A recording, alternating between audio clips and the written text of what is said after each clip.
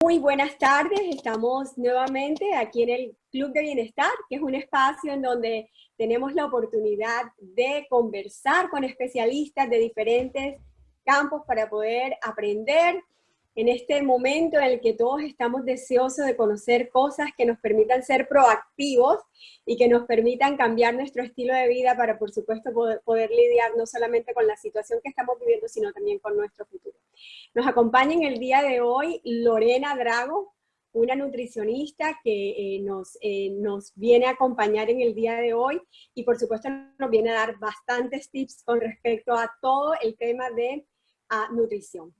Well, we are so happy to have you here. We are in the Wellness Club again in this beautiful day, and we are thrilled to have Lorena Drago, who is a bilingual nutritionist that I have said that I want to clone her. I want to just take her to a copy machine and just make a lot of copies of the 3D one because she's amazing. She's bilingual. She has been working with diverse communities. She has published 3 books, if I am correct. And we are here today to learn more about how to boost our immune system. If you have questions, please take the time to type it on the chat box or just ask her at the end of the session. Lorena?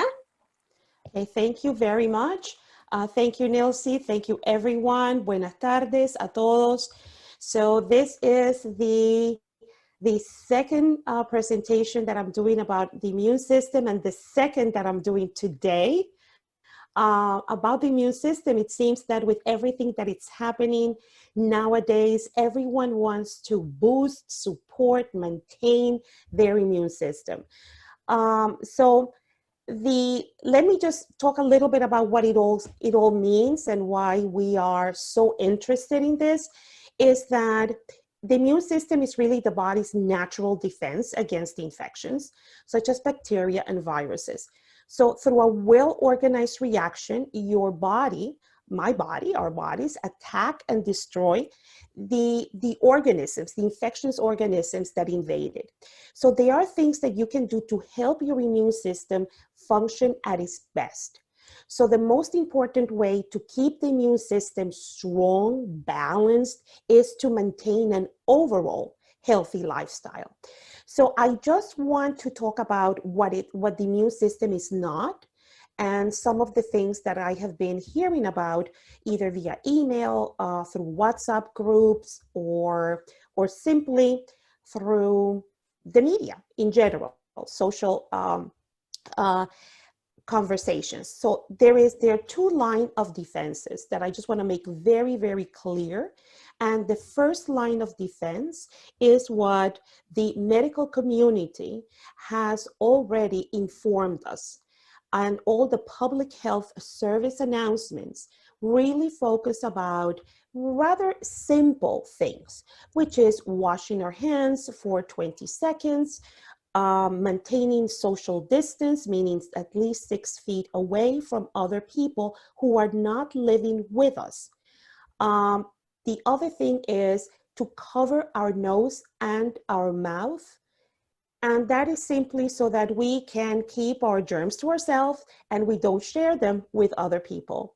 And then something else that is very important is to sanitize the areas that may have more traffic. So that's your first line. No immune system is going to protect you if you stop that line of defense, if you cross that line of defense. But then the second line of defense is our immune system. So I'm going to talk about what helps and what worsens the situation. And before I do that, I want to talk about the difference between information and misinformation. So now the misinformation in social media, it's so easy to propagate because we hear from people that say so-and-so, or WhatsApp messages about this doctor who works here, usually with no name, no background, telling us to gargle with this, to take mega doses of that. And truly, at best, it's just anecdotal, and that's not the way we conduct ourselves in the medical field. The way that we conduct ourselves are through testing, and then after that there is a hypothesis, and then it's proven, and then it's replicated until it's safe, and then the recommendations are made. So that's how we actually define what works and what doesn't work. Everything else is just anecdote or pieces of truth combined with pieces of lies, and people just get very confused with all that. So I just urge you to be very diligent in finding out the information from individuals that can actually provide you the correct answer. So let's talk about vitamins and minerals, and this is how I have structured today's presentation. I want to talk about some of the vitamins and minerals that are most closely associated with supporting our immune system. The caveat is that no vitamin supplement has been proven to either keep you away, preventing infection, but they have been proven to give you that support in your immune system. Vitamins and minerals can help you if you are deficient in those vitamins and those minerals. And vitamins and minerals are not a panacea. It doesn't mean that if I talk to you about magnesium, that every magnesium that you buy is the same, because it's not. Let me give you a perfect example. When my mom buys calcium, and she wants me to give her the name of a calcium supplement so that she can go and buy it. I wish that I could just say, Mom, buy the brand Lorena Drago's calcium. It's not as easy. Why? Because first I have to determine how much calcium are you already consuming in the foods that you eat. That's number one. Number two, then I want to know if you are not consuming enough calcium, then that's how I'm going to make the recommendation. But calcium is not just one product. Calcium, it usually comes with something else. So that something else may be the difference between one calcium tablet having 600 milligrams and another calcium tablet having 300 milligrams. It makes a difference whether you are taking the calcium supplement with food or in an empty stomach. So you see all these variables. That's what's important. That's the part that you want to know. So going back to calcium, when you buy calcium carbonate, you will find them at 600 milligrams. You may find calcium citrate. Most of the time you find them at 300 milligrams. When you take calcium carbonate, which is usually cheaper, you have to take it after a meal because it's going to upset your stomach, and it's not absorbed as, not quickly, but it's not absorbed as readily as calcium citrate. Calcium citrate, then most of the time, it might be better to take it on an empty stomach. So you see, there's a difference between how much and which type of calcium. So it's not just calcium, but the same thing happens with magnesium. The same thing happens with other vitamins and minerals. And the last thing that you probably may have heard is that more is not better, even if you have a deficiency. And I'm going to explain a little bit more. So let's start with potassium. Potassium is a mineral that usually comes hand in hand with sodium. And there is a careful balance of how much potassium we should have in our bodies not to offset that balance.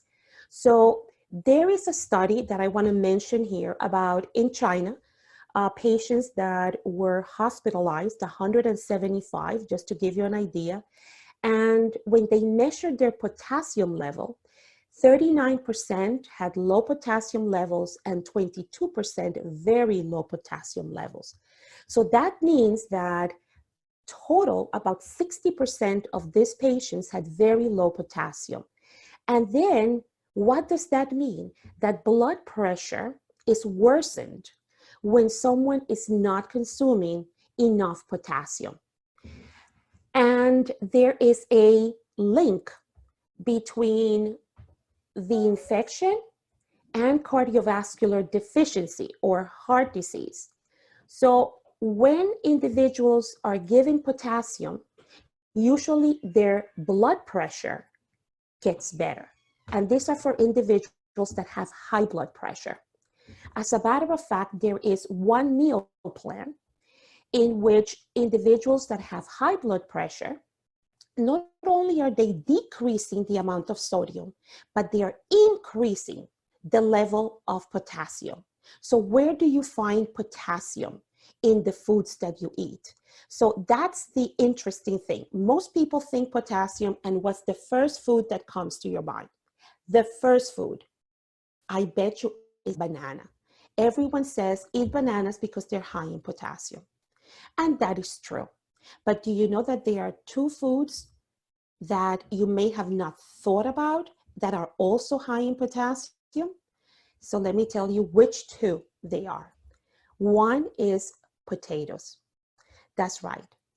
A medium-sized potato has twice the amount of potassium as 1 cup of bananas. Twice as much. What about another food that has 3 times the amount of potassium and is also high in magnesium? 1 cup of beans, of kidney beans, very high in potassium. So kidney beans and in general legumes, if you have chickpeas and lentils and green peas, those are high in potassium. What other fruits? Pretty much potassium is found in fruits and vegetables. So this whole message about eat your fruits and vegetables, it may not be sexy, but it is true. It is factual. So oranges, cantaloupe, apricots, grapefruit, dried fruits, spinach, broccoli, sweet potatoes, mushroom, peas, cucumbers, zucchini, eggplant, pumpkins. Let me see what else. And beans, legumes, because I adore them. I really, truly adore them.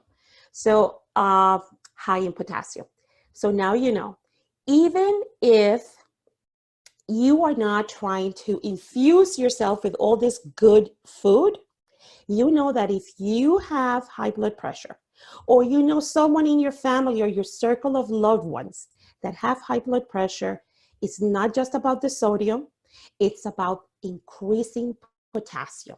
Where do you find potassium? Not just in bananas, you also find them in other fruits, and you also find them in beans as well.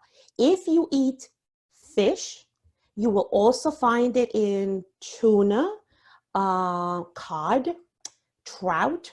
You will also find potassium there. So there is that number one, heart healthy, important to have potassium.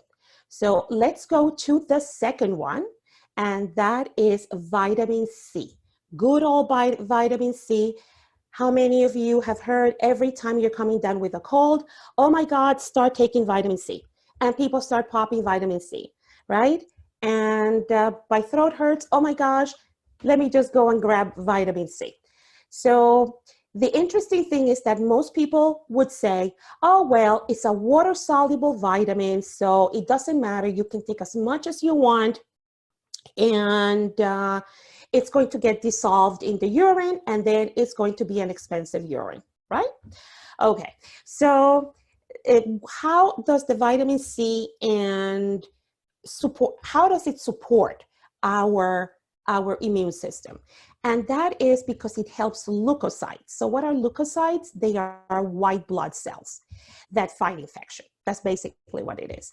And because of that, it modulates our immune system, so it supports it.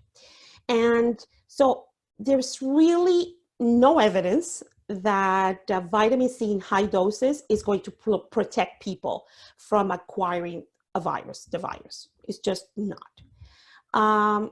Some studies have shown that intravenous megadoses for a short period of time can potentially help people who are on respirators, okay? Potentially. So once again, the data is not very clear. It's positive, but this is done in the hospital. Now, one thing that we do know is that taking vitamin C can help reduce, not eliminate, the effects of the flu, reduce the effects of the flu. So, but taking vitamin C supplements, especially mega doses, and when I say mega doses, I'm talking about 1,000, 2,000 milligrams. Do you know how much our bodies need? Like our recommended dietary allowances say 90 milligrams for men and 75 milligrams for women. So less than 100. That's basically what we need. Now, smokers and pregnant women need more. Now, definitely, we should not be smoking. But people who smoke, again, they need more vitamin C. So if we take mega doses of vitamin C, it's not just that we are going to have expensive urine if we are buying these supplements, but long-term, what the data shows us is that it can cause stomach problems and even increase the risk of cataracts. Could you believe that? Cataracts, excessive mega dosing of vitamin C. So let me share with you the foods that are good sources of vitamin C. And most of you are probably going to say oranges or citrus fruits. And you're right, they're good sources. Remember, we need adults less than 100. So we don't need that much vitamin C. But if we're talking about fruits and vegetables that have vitamin C content, not orange, but guess what is the number one fruit that has the highest vitamin C? Not an orange, it's a guayaba. So if you like guava, and I hope you do, 1 cup of guava, which probably would be about 2 medium-sized guavas, that has almost 400 milligrams of vitamin C. Remember what I told you, our needs are less than 100. So 1 cup of guava will give us almost 4 times what our body needs in 1 day. 1 cup of guava, and it's delicious. So now, let's say that you don't like guava, you've never eaten guava, you can't find guava. So what is the next fruit that you probably will find in your supermarket, hopefully? Kiwi. Yep, kiwi will give you twice what you need in a day of vitamin C. So let's say you don't like kiwi. I can't eat kiwi. It gives me a terrible stomachache. But one thing that I do love is red peppers. That's right, red peppers, not so much the green, the red peppers.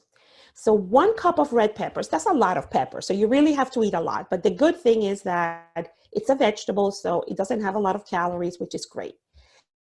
And so red peppers will give you almost as much as 1 cup of kiwi. And then other berries like strawberries, which I love. 1 cup of strawberries, 98 milligrams. So 1 cup of strawberries, you're good to go.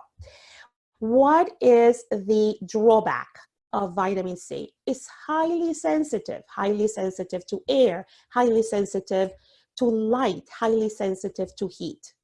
So broccoli, spinach, kale, all those nice green vegetables, if you cook them in water, guess what? The vitamin C, there's going to be a decrease in the amount of vitamin C because it's going to be dissolved in the water. So best to steam. And if you have extra water, use it for something else. But that's one of the things is that it degrades quickly with light and heat and water. So moving along, the next one that we are going to talk about is vitamin D. D as in David. So vitamin D is fat-soluble vitamin. So what that means is that fat-soluble vitamins, and there are A, D, E, and K. There are 4 vitamins that are fat-soluble, which means that the body will absorb them better when there is fat in that meal, right? If you're having that meal, it's absorbed better. So in moderate doses can help reduce the respiratory infections and viruses, such as influenza A, the regular flu, in people who are deficient. So if you're not deficient, you're good. That means that your immune system is strong. But if you are deficient, then that means that you may need something, you may need that vitamin D to bring it up to desired levels to support your immune system. So that's the good news. The other good news is that it's very easy to find what your levels are. When you go back to your doctor for lab work, ask your doctor to test you for vitamin D. Very simple. If your results are less than 20 nanograms, that means that you're severely deficient. If your levels are between 20 and 30, that means that you're doing well. Your levels are at that level. But if you're deficient, it is important to supplement at that time so that you can bring your levels up to that desired range. And many times at the beginning of the treatment, you may need high doses of vitamin D, and then that is decreased and you're going to be on a maintenance dose to keep those numbers at the level that they are supposed to be. Okay, so the next time, if there's one thing that I want you to remember is check your vitamin D the next time that you go to the doctor. So there are some caveats also with vitamin D. Vitamin D, it's also a hormone. So that means that we can make our own vitamin D with the sun. So how come so many people are deficient in the United States, very deficient in vitamin D? The reason is that if you live in areas like me in the north of the United States, look at me, I'm wearing sleeves because it's pretty cold out there. So by wearing sleeves, I'm covering myself. I don't get exposed to the sun as much. The other thing is, what are we always putting on our face, our lotions, our creams, our sun blockers? That prevents the absorption of the rays. So this way, vitamin D levels are decreased. The other thing that affects the rate of vitamin D conversion is our skin tone. If we are lighter, that means that we're going to absorb more, but the darker we are, we absorb the least. So individuals, even in warmer climates, when they are more exposed to the sun, may be wearing sunblock or may be hiding from the sun because they're thinking of cancer. And then maybe that's the reason that their vitamin D levels are low. So there are two types of vitamin D. There's vitamin D2, vitamin D3. The D3 is the one that is absorbed the most. So where is that vitamin D found in foods? So let me share that with you. Most of them are going to be found in fish like salmon, sardines, canned tuna, egg yolks. Now, mushrooms are very good sources of vitamin D. So if you don't like fish or you prefer not to eat fish, mushrooms are a source, but they have vitamin D too. So it's absorbed a little less. And we have foods that have been fortified with vitamin D. So it could be milk, cow's milk. If you don't drink milk, then soy milk, orange juice, cereal, oats. But the most important thing is for you to know what is your level. So if you're deficient, you want to make sure that you take what your doctor prescribes, and this way you can reach the levels within normal targets. So the last one that I'm going to talk about is a mineral, and it's zinc. So only if you're deficient in zinc, you may need to take a supplement, okay? And who are those individuals that are more at high risk of having a zinc deficiency? Those are individuals that are older because they can absorb it better. individuals that take ACE inhibitors, that's a high blood pressure medication. Also people that take antacids may be deficient, you know, in zinc, again, because of the absorption. And some people who are vegetarians. So you need to also to find out what is your level of zinc and make sure that you are consuming. There are vegetarian sources of zinc, but there are certain things that you may have to pay more attention to. So what about those lozenges that people say to me, what about the zinc lozenges? Would that help me to protect against a cold? Well, what we know is that the supplements and zinc supplements and pills reduce the severity of the colds because it supports the immune function. So that usually is okay for about a week or so, but the protective function is here in the throat. And then the zinc dissolves and then it goes into a gastrointestinal system or stomach. So not into the lungs. It doesn't protect the lungs. Now, when you're taking too much zinc, you could become deficient in copper. So that's another thing. Most zinc supplements will have copper. So once again, you have to make sure that you're taking the right amount for you. So where is the zinc in the foods? What has the most zinc will probably be beef. Oysters are very high in zinc. Crab meat, shrimp. Legumes contain zinc, but because they also have another component that is called phytates, the phytates reduce the absorption of zinc. So most people, when they heat, they soak their beans or they use fermented products or sprouted grains. That helps to reduce the phytates and then it improves the absorption. So that's one thing to, if you don't eat beef, if you don't eat animal protein, and you want to use legumes as your source of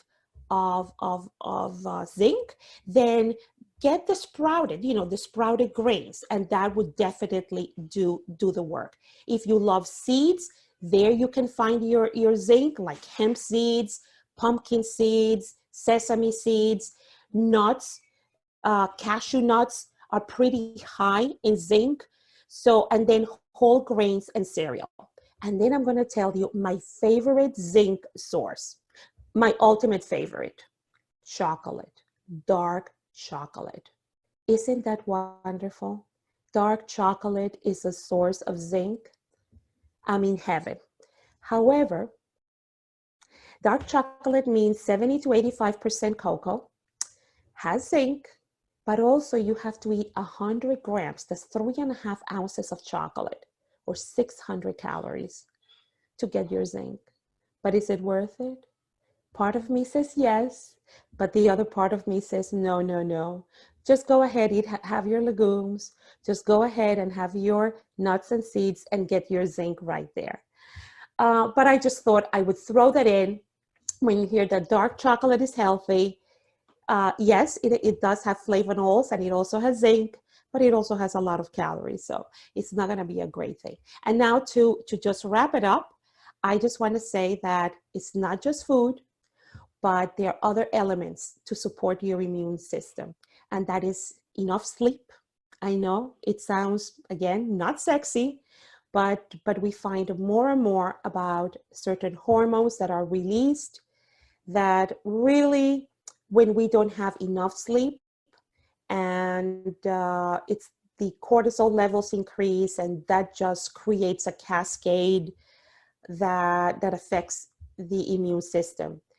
Physical activity, again, it's another great way, another good thing for physical activity, regular physical activity that can also support your immune system, and then also to try and find ways, little ways to decrease stress. So again, it's a very holistic, we're not just one thing, we are a group of things. And what are the elements that do not help? Foods that are considered inflammatory. So this virus is not just a respiratory virus, but is an inflammatory virus. So you would think that foods that cause inflammation are foods that are going to work against us. And what are those foods? Well, the foods that have excess sugars, hypercaloric, a lot of saturated fats, what we call ultra-processed foods, and excessive alcohol. And what is one thing that has improved, that has increased in sales during this period is alcohol. So sometimes certain things really do not connect.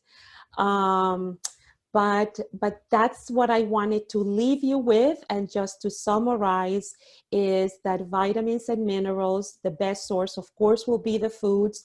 There might be some times that you may need to supplement.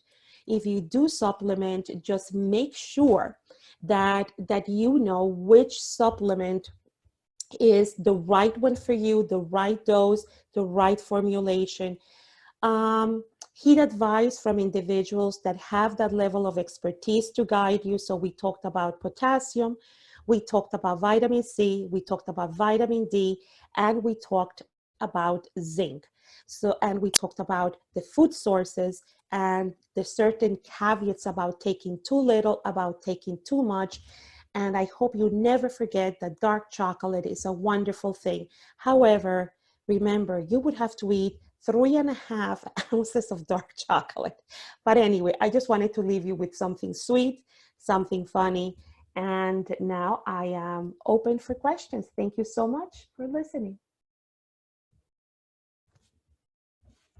Well, I am ready for the question. Say it loud, or you can on the chat. It's up to you. But I want to say thank you for all this wonderful information. Could you please about the research on vitamin D that you found? Maybe we don't have the graphic handy, but more in detail about that. Oh, yes. And I think that I can share with you, I can share the screen. So let me see if I find it here. 1 second, Nilsi, because this was something that was shared in a group, and I had sent that to Nilsi, and I think that I can share the screen. Hold on a second, please. Okay. Thank you for reminding me. That's pretty good. Good memory. Okay, so what I am sharing with you is a group that I belong to on Facebook.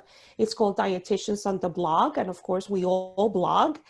And she wanted to share a small study, and for those of you that are here, the reason that she underscores small study is because in the science field, we want to see as many people as possible, because that is when we know how this can actually, it will have more of a validity. So in this case, there were 212 subjects and they were split by the severity. So we're talking about the critical, the severe, and the ordinary and mild. So the green color are those individuals that had higher concentrations of vitamin D, serum vitamin D, which what I had mentioned to you, if your levels are higher than 30 nanograms per ml, that means that you have adequate levels. And then for those individuals that really have severe deficiency, we're talking about the red mark in here, less than 20 nanograms. So what is interesting to see is that the individuals that had more of a severity and they were critical really had a high vitamin D deficiency compared to the individuals that had normal levels of vitamin D. So again, 212 individuals only. This was not a study that had thousands of individuals, which is what we would want to see. But at this point, we are just gathering information, and we are seeing how important it is. The vitamin D that I had shared with you, that study in China with about 175 people who were hospitalized. And those individuals that had cardiovascular problems, about 60% had deficiency in in potassium as well. So this underscores the importance of us having levels that are within target, within recommended levels, and then we have both the supplements and we also have the foods. And of course, because I come from a nutrition background, I would probably say food is best. Perhaps if you speak with a physician, they will say, well, let's just get the person the supplement.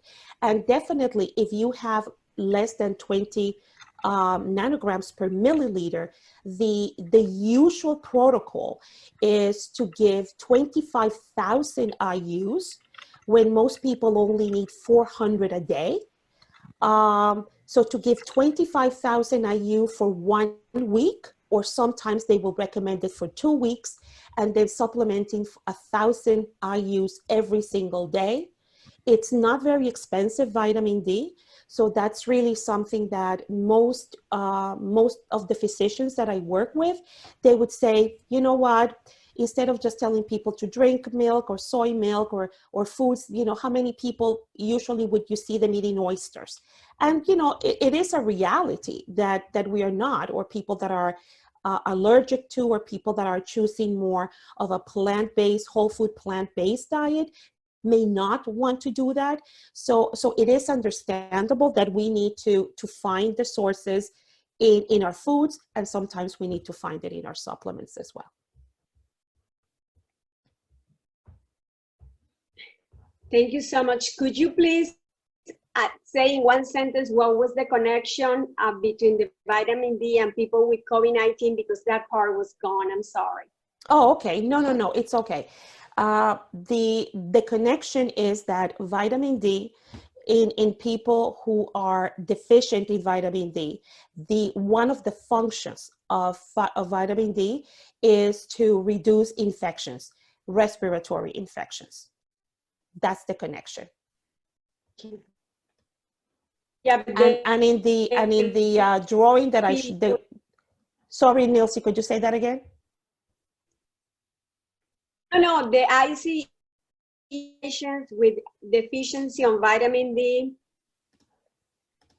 Okay, so I'm gonna share it again.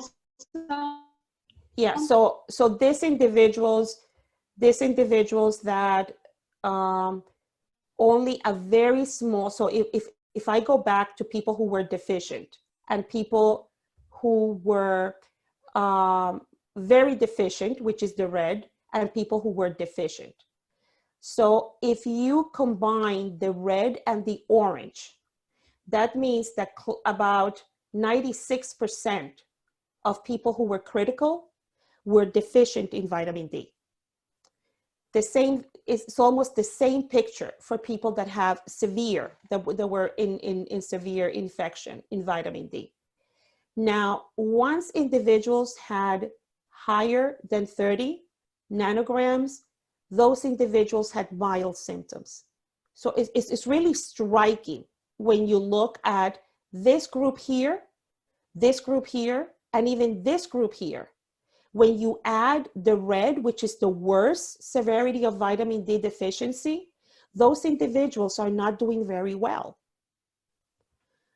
These individuals are not doing very well. And they are not severely deficient, but they are deficient. And I'm going to share something. When I was working at the hospital, I was the director of the bariatric center of excellence. And we had a very large bariatric program. And every single patient who had, who qualified for bariatric surgery during that first lab that they had done, I would say that probably 90% of those patients in New York were vitamin D deficient. Oh, wow. They had no idea. vitamin D deficient. So it's very, very common. There were also associations between vitamin D deficiency and type 1 diabetes. So there is this huge study. So I have been attending vitamin D conferences for many years. Excuse me, my mouth is a little dry.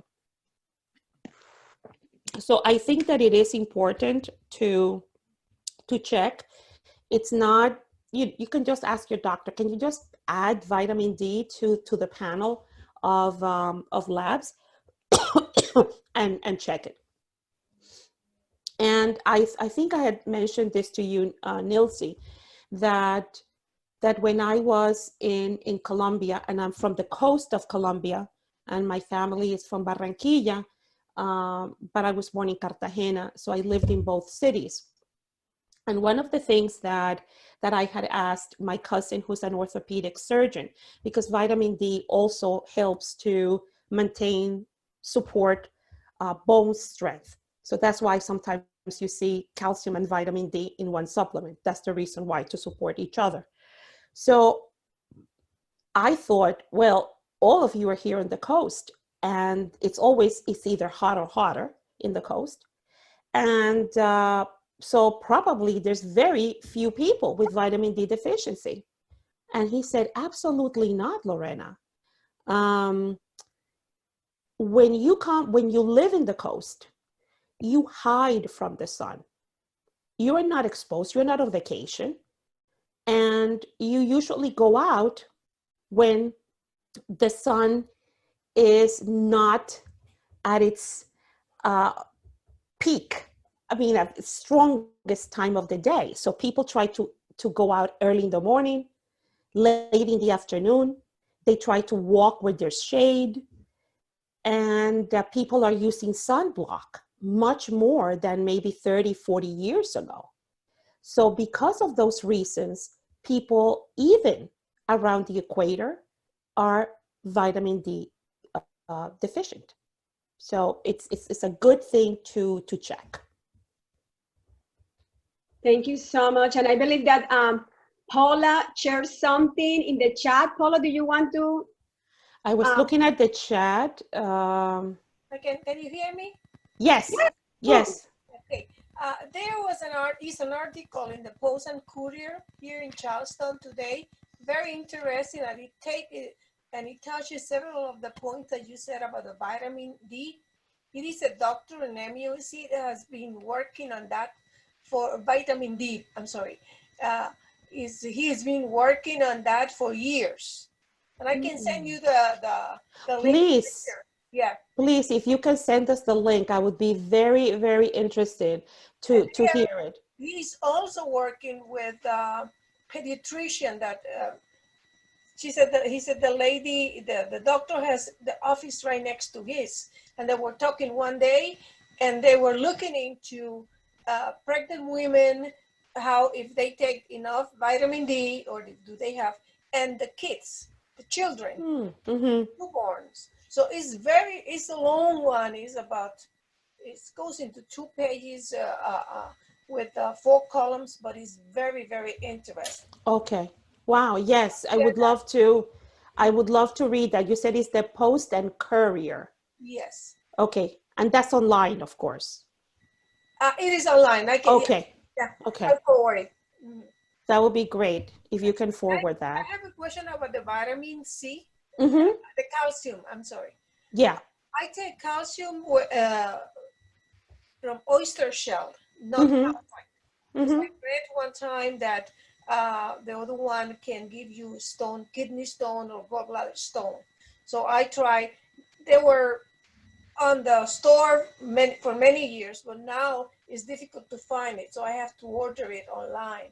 But I prefer the natural oyster shell. Yeah, that's fine. That's fine. Yeah. It's just like I said before, there are some types of calcium, depending on what they're bound with, that have higher absorption rates, and others that do not, that have lower absorption rates. But that's fine. Thank you. You're welcome. Thank you so much, Paula, for that and for sharing that research. And definitely kids needs to be involved in this conversation, and we need to help them. You know, if we are helping ourselves, we need to help the kids also. Anyone else have a question for her? I don't have a question, but I do want to echo the thanks to Lorena, and great information. And I'm going to pass it along to our health department tomorrow in our staff meeting. And we've been doing a lot of messaging on our Facebook page, COVID and COVID related and non-related. But this would certainly be good to include in our rotation of messaging. So thank you again. I like all Thank you, Robert. That's wonderful. Yes, everybody is very thirsty for information, and especially information that is solid, that is valuable. At the hospital, when I was at the hospital, the physicians, we had meetings pretty much several times a week, just trying to figure out, like everyone else, how does this behave in the United States with a diverse population. And we are seeing health disparities for many different reasons. We are seeing health disparities and best practices, which is also something very important. And then communicating the information in a way that, once again, and I think I am not going to shy away from saying how important it is to tailor the information and education to the group of individuals so that you can hit on all the areas that are important for the population, with the foods that are popular for them or accessible to them. You know, at this point in time, we have been talking a lot about how to use canned foods, because there might be certain things that may not be available. So it might not just be best practice, but what is the best during the circumstances. So there's a lot of talk about, at least in the nutrition world, is about helping people, again, in my field, people with diabetes, to provide them with information about sick guidelines if they become ill while they are sheltering in their homes. So there is a lot to talk about, really.